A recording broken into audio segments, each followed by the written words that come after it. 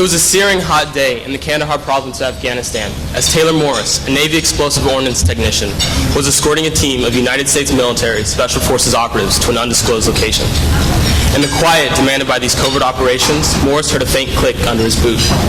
Instantly, he knew what had happened. Amidst a blinding flash, he was violently thrown backwards, and as he was flying through the air, he watched as his legs were ripped from his body and flew past his head. He had stepped on an improvised explosive device.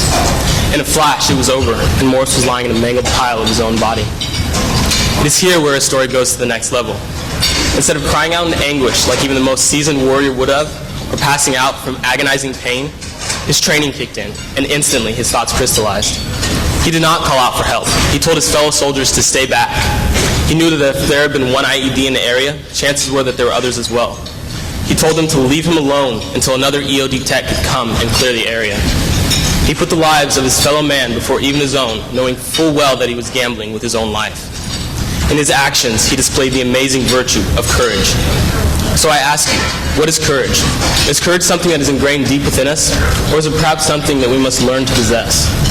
I propose that courage is the ability to do something that frightens oneself, or also perhaps strength in the face of pain, scorn, or grief. While the story of Taylor Morris is an excellent example of courage, it is incredibly unlikely that you or I would find ourselves in such a situation. However, there are opportunities in our everyday lives where we can display courage. Unfortunately, it is often much easier to go with the flow of things around us than to make waves for what we believe in.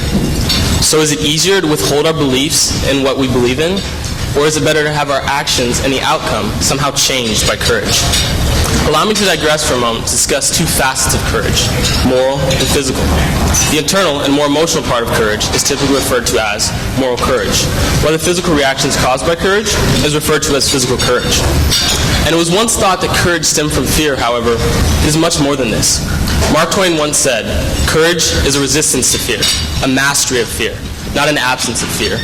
Courage is not the lack of fear, it is acting in spite of it." In respect to moral courage, there may be times in our lives where it may not be the most popular thing to do to speak up for what we believe in. However, even though we may be ridiculed, we need to realize that it is better to speak up for what we believe in because it is the morally right thing to do. And allow me to clarify, I'm not saying we should go around interjecting our opinions here and there. What I am saying, however, is that we need to learn to speak up for ourselves, but the situation will determine whether or not we need to speak up.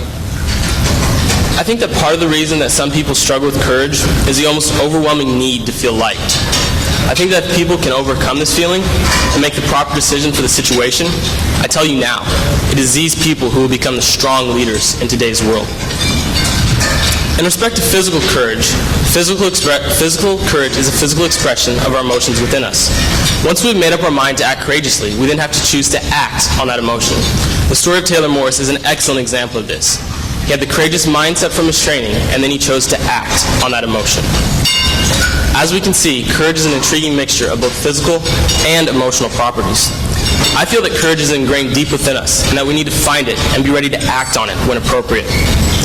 Though it is an incredibly extreme situation, we should be ready like Taylor Morris, who luckily was able to survive his ordeal.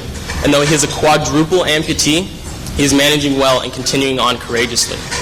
I propose that we should be prepared to be bold and be ready to act with courage when the situation demands it, and to make waves for what is right. Just imagine how different this world could be. Thank you.